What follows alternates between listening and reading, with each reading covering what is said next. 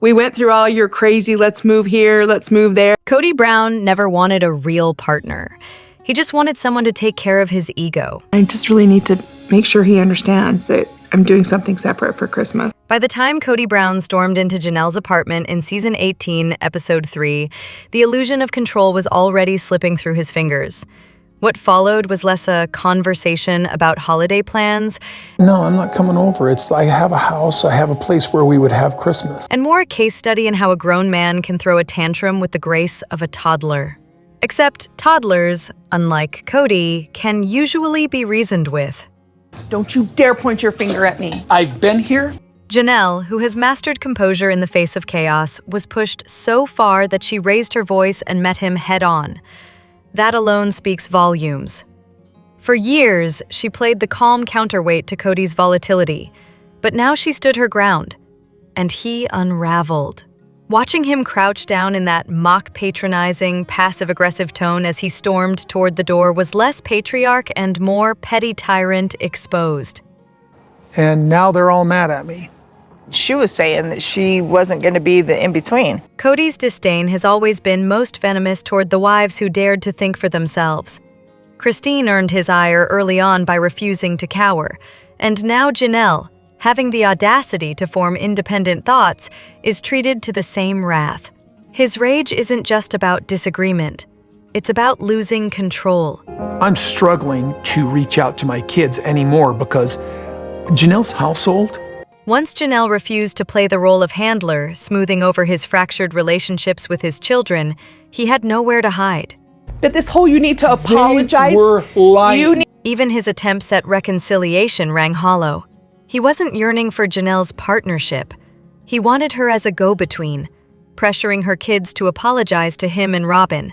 But my kids, they're renting an Airbnb because I don't think they're welcome, right? In his worldview, parenting isn't a responsibility. It's a performance that requires a mother to script the scene. Christine and Janelle finally stopped handing him the lines, and without them, he flounders. Now with some prompting from Robin, he's come around to, well, there has to be a conversation. Then there's Robin, the ever-convenient co-conspirator. By all appearances, she panicked about what Kody stood to lose, financially and emotionally, if Janelle slipped away. Her influence seems to have pushed him back toward a hollow reconciliation effort. It wasn't love, it was damage control. I'm the head of the household some places. I'm just not right here. The irony is that Kody fancies himself the big man in charge while demonstrating all the hallmarks of a coward. He only ever flexes his bravado toward women. Were he speaking to a man, his bluster would evaporate instantly. His self-proclaimed marriages reveal more about his ambitions than his affections. Christine wasn't chosen for love, but for pedigree, his ticket into polygamist royalty. So Christmas, hey, listen, I was threatening to do this last Christmas. Well, no, Christine's not going to be here for Christmas. And the insecurity runs deeper still. He despised Janelle's bond with Christine, resented their shared holiday celebrations, and seethed at being excluded from the original family's gatherings. His fury at the Airbnb Christmas with the older kids wasn't about logistics. It was about the dawning realization that they no longer needed him. Now you are literally gaslighting. I was not. Only asking. When Janelle refused to fold under pressure, she shattered his pattern. Where others may have yielded to his rants in the past, she stood firm. In that moment, the Emperor's robes were gone. And if it is too awkward, or if I don't feel like I'm the head of my household, when? Kody wasn't the patriarch he claimed to be. He was simply a man terrified of losing the one thing he truly values: control. Keep doing that, so I'm moving forward with this. When Mary and I got married, Mary and Janelle were never the passive, go-with-the-flow wives he liked to paint them as. Both pushed back in their ways, often leaving or fighting openly. Christine, in fact, was strategically added as a buffer between the two of them. Yet, as history now proves, the wives weren't the problem. The problem was Kody himself, ever the tyrant who mistook manipulation for leadership, tantrums for authority, and misogyny for masculinity. you know what, I just thought it was hypocritical to make one family do everything that I wanted. Janelle's resolve during that infamous confrontation wasn't just admirable, it was liberating. She stopped playing by his script, and for the first time, Kody had no lines left to hide behind. This wasn't just reality TV drama. A child was in real danger, and every adult around her failed to help. And truly has essentially kidney failure. Kody Brown's parenting has always been a masterclass in negligence, but the Truly incident takes it to criminal levels. When his own child was gravely ill, You're, wait and find out what Christine has to say from seeing the pediatrician. Christine asked him to help. He refused. Not because of an unavoidable emergency, but because he was allegedly doing laundry at Robin's house. Imagine a father so disinterested that folding towels trumps his daughter's medical crisis. The crew filming this circus deserves no medals either. Their job may forbid intervening, but when a minor is visibly deteriorating, her older sister begging for help, human decency should have kicked in. Call an ambulance, break the rules. No television contract justifies standing by while a child collapses in front of you. Their inaction amounts to complicity. So I was sitting in the doctor's office and holding Truly, and he goes, "You gotta get out of here." Some accounts suggest it was, in fact, a crew member who noticed Truly's crossed eyes, finally prompting Christine to take her to the hospital. The pediatrician confirmed the severity, yet Christine herself doesn't escape criticism here. Her timeline is muddled, conveniently rewritten in interviews. She recalls calling Kody, being brushed off, and then, bafflingly, going about her day, cake tasting of all things, before bringing her child to the doctor. If true, it's as damning for her as it is for him. We don't see Kody that often. We don't see anybody else in the family that often. And this is the recurring problem. Christine often frames Kody's negligence as shocking new revelations, as though this were the first time she recognized his absence as a parent. But if Truly's near-death experience really happened the way she now tells it, why didn't she walk out then? She had resources, support, and more freedom than most women in similar situations. Yet she stayed, knowingly leaving her children in danger. As vile as Robin often appears, one thing is certain: she would never tolerate her own children being ignored in such a state. Christine, however, endured years of Kody's total waste of parenting space, and only found her outrage conveniently later. Which leaves the lingering question: how much of this is truth, and how much is retroactive storytelling designed to shift blame? I mean, it's kind of depressing here right now, but we're just waiting to hear back from Mom right now. In either case, the conclusion is the same.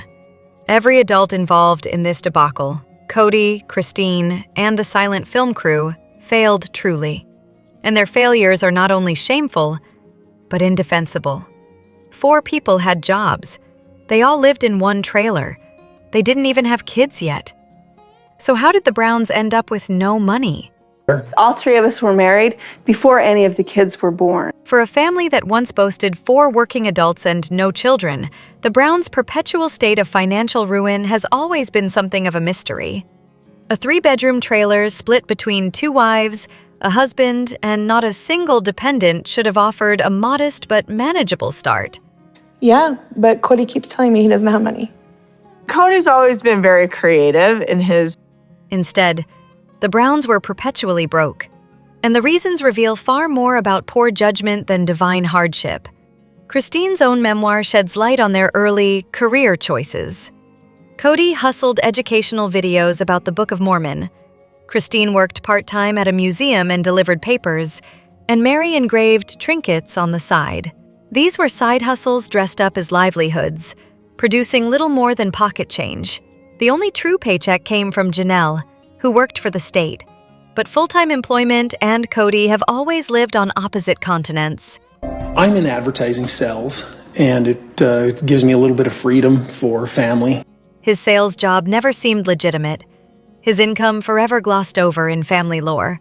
What he lacked in reliability, however, he made up for in showmanship, polishing his image with sports cars while his children survived on stale bread. On a portion of it that we just didn't have the cash for. If we do not pay it off, we're in jeopardy of losing the land. Kody's taste for the expensive and unsustainable set the tone. He styled himself as a patriarch while behaving like a teenager with a new credit card. Moving constantly only compounded the chaos. Every relocation drained money they didn't have, preventing the family from ever planting financial roots.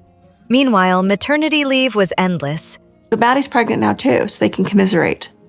Janelle and I were pregnant together too. With 13 children arriving in rapid succession, every break from work meant yet another plunge into financial quicksand. I've been absolutely wonderful with helping. I'm just at a loss. For the children, each new pregnancy meant stretched resources, thinner parental attention, and added household burdens.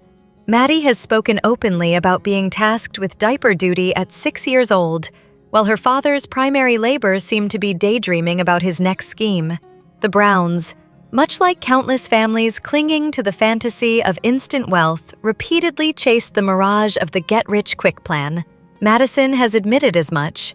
Genuine sacrifice and steady work never interested them.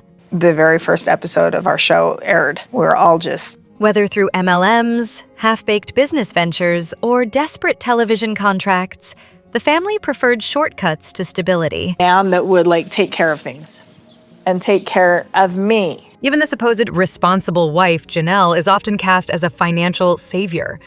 In reality, she was a low-level state worker, not a Wall Street wizard, and she looked the other way while Kody ran headlong into debt.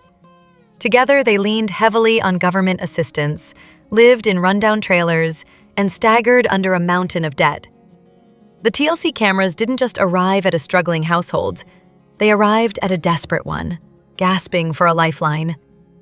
Since then, the family has monetized their chaos as aggressively as possible.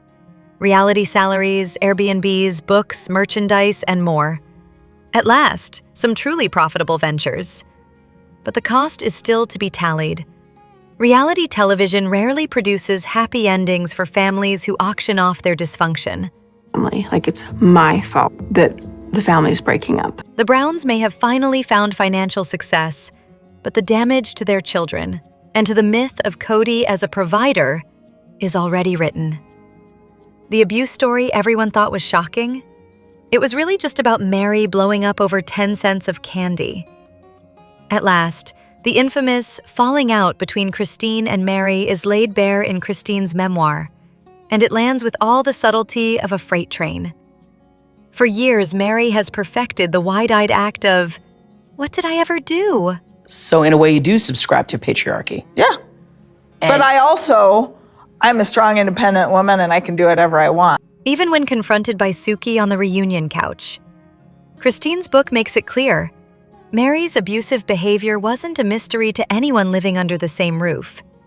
The flashpoint, of course, is the now legendary candy shop incident, where McKelty and Leon were a dime short, and Mary allegedly unleashed a full-scale meltdown. This, Christine notes, was the kind of shaming that fractured their bond. Was it physical assault? No. But the way the family let it simmer in half-truths for years certainly gave the impression that McKelty had been dangling upside down in a basement. Instead, it was verbal explosions and psychological warfare. Ugly enough without needing exaggeration. And yet, Christine's account doesn't let Mary off the hook for her daily brand of passive-aggressive sabotage. Blasting country music while Christine and Janelle struggled to quiet newborns? Hardly a gesture of sister-wife solidarity. But then again, Janelle had her own 5 a.m. dishwashing rampages.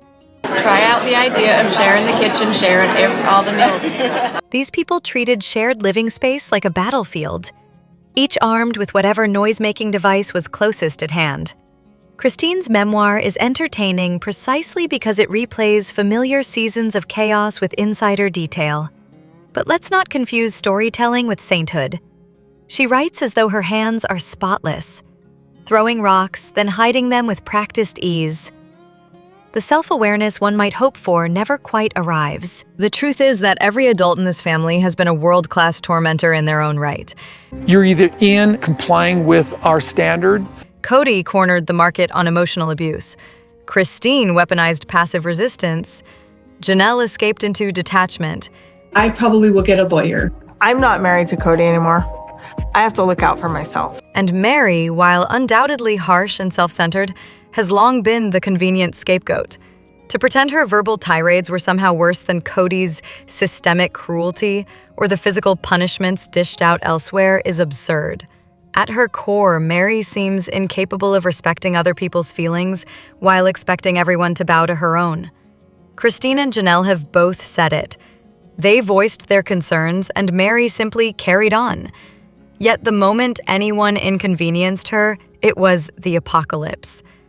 So, does Christine's book provide juicy clarity? Absolutely. Does it settle the score? Hardly. What it really confirms is that every adult in this family was perfectly shitty in their own way. And until Mary writes her own version of events, Total civil war. Oh, I'm having a hard time. the cycle of finger-pointing and revisionist history will remain the Brown family's most reliable legacy. Don't be fooled by the word massage. What Kody wanted from Christine wasn't love. It was just control and service. If everybody's willing to conform to patriarchy again, I guess. Kody Brown's idea of intimacy has always sounded more like a business transaction than a marriage, and Christine's memoir confirms it. Buried in her stories is the bizarre revelation that he demanded massages from her, an arrangement that, depending on whom you ask, meant anything from a literal back rub to a degrading sexual chore. Some readers cling to the hope that massage meant nothing more than rubbing his shoulders. Others speculate it was coded language for something far less innocent. Either way, the picture is the same. A man who expected his wife to serve him like a courtesan, without even bothering to conceal his disinterest in her. When you don't have trust, you don't have intimacy. And what became apparent to Christine was the lack of intimacy. Christine herself described the massages as foreplay, which suggests she genuinely believed this was supposed to be part of a normal marital routine. Yet, when paired with his coldness and preference for other wives, the image becomes grotesque. We have 3 separate apartments in one big house. The tragedy isn't simply that Christine was pressured into such humiliating acts, but that she endured them while living behind paper-thin walls, listening to Kody enjoy himself with others. The infamous trailer years only amplified this indignity, as intimacy became a public performance rather than a private bond. It's no wonder Christine eventually described their encounters as quick, joyless spasms masquerading as sex. Here. And then Kody has his own house? He probably wishes he had his own house. But he rotates? What's worse is how easily this dynamic fed into the cult-like control mechanisms of polygamy. Christine was reduced to a role, the massage provider, the dutiful but undesired wife. Kody demanded adoration while contributing nothing in return. Classic behavior from a man who likely thinks the female orgasm is a myth. As the news about Christine leaving has been more public and has spread, more and more people know about it. Naturally, fans have already spun this passage into elaborate conspiracies, claims about underwear rules, coded language, and salacious rumors about what the original 3 endured. In reality, much of it is speculative embellishment, fueled by Christine's openness and the public's appetite for drama. Still, whether the massage was a literal back rub or a degrading euphemism, the truth is damning enough. Christine was treated as disposable labor in her own marriage. The plan, David is a phenomenal support. David is happy to take a step back and just say, The only satisfying footnote is that she escaped, leaving Kody to wallow in his own narcissism, while she finally experiences a partnership where affection isn't conditional on servitude. Robin Brown isn't just Kody's favorite wife. She's the one who drained the family from the inside and helped break it apart. It has always been about Robin. Christine's memoir only underscores what the show has paraded for years. Kody Brown could take any conversation, any milestone, any family moment, and reroute it back to his soulmate.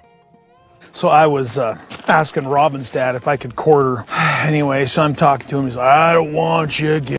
Take, for instance, the bizarre scene where he's advising Caleb and Maddie on their engagement. Instead of reminiscing about his own courtship with Maddie's actual mother, Janelle, Kody decides to tell the story of asking Robin's father for her hand. Robin, who, for clarity, is not Maddie's mother, was shoehorned into the conversation like a sponsor's product placement. It was a jarring reminder that, in the Brown household, everything must orbit around the fourth wife. Kody has said, well, all of a sudden I met Robin and she's this diesel jeans model and she's everything I want. And I'm thinking, that's rich, dude. At first, Robin's introduction into the family seemed like a predictable reality TV twist. The younger, attractive newcomer bound to disrupt the carefully balanced dysfunction. But this wasn't just a case of favoritism. Before my dad married my mom, he was already married. Robin emerged as a far more insidious presence. Less doting wife, more parasitic strategist. She secured her position and her children's by actively dismantling the bonds of the existing family. A polygamist parasite, if you will, a role she appears to have studied from her own mother, who herself once played the role of the unwelcome addition in another family. Robin simply perfected the art of the sidewife power grab. A little shy about like a full makeout session, that's all.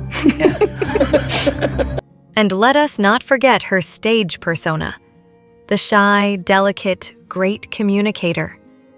Or more accurately, the petty, manipulative performer who presented herself as the solution to everyone's problems.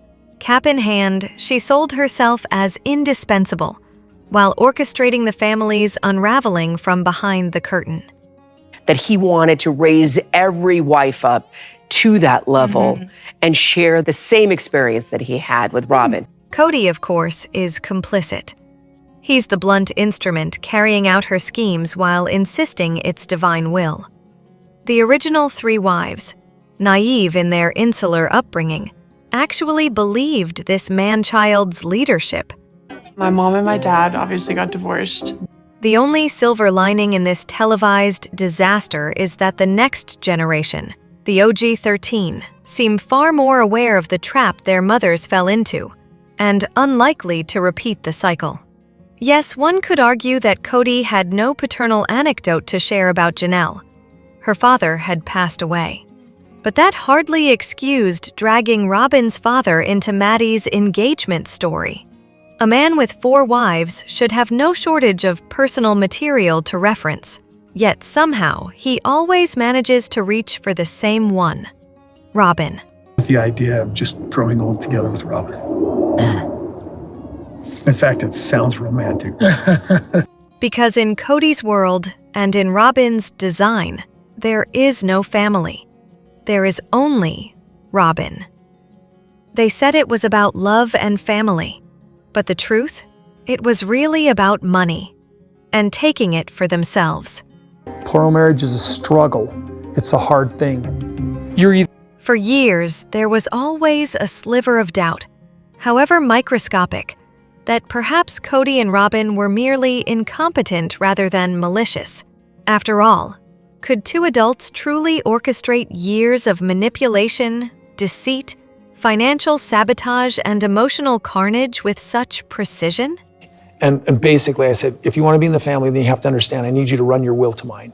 Perhaps Kody was just a buffoon with bad communication skills, and Robin simply insecure. Perhaps the whole thing was exaggerated. Then the truth about the money surfaced, and the fantasy collapsed. So with me leaving or trying to go somewhere and do something different, I want my value of the property. The hidden accounts, the siphoning of family funds, the blatant financial treachery, all laid bare in black and white. Whatever charitable 10% of leniency once lingered should now be recalibrated to 1,000% condemnation. Like, he doesn't prioritize what I need or what I want. These aren't just unlikable personalities. They are liars, thieves, and architects of long-term family devastation. The irony is staggering. Okay, so if I'm going to sacrifice being able to see the kids, then everybody has to double down on this sacrifice. Kody could wail about sacrifices and betrayal while knowing full well he had been robbing Christine blind. That infamous knives in the kidneys performance wasn't righteous anger, it was projection. And Robin, seated in silence, said nothing because she couldn't. She knew Christine's accusations were true. The spectacle was not only hypocritical, It was grotesque. Robin's supposed innocence crumbled long ago. Yeah, me, pick me. I mean, literally. She wasn't manipulated. She was a co-conspirator. From the moment she arrived, she exploited Kody's ego, fanning his fantasies of patriarchal dominance as long as his decisions aligned with her desires. She never took accountability, always posturing as the eternal victim, while simultaneously directing Kody's descent into tyranny. I hated it. It really, really bothered me. The shift was visible. Before Robin, decisions were made by committee. After Robin, it was Kody and Robin versus everyone else. Her influence led to more than emotional neglect.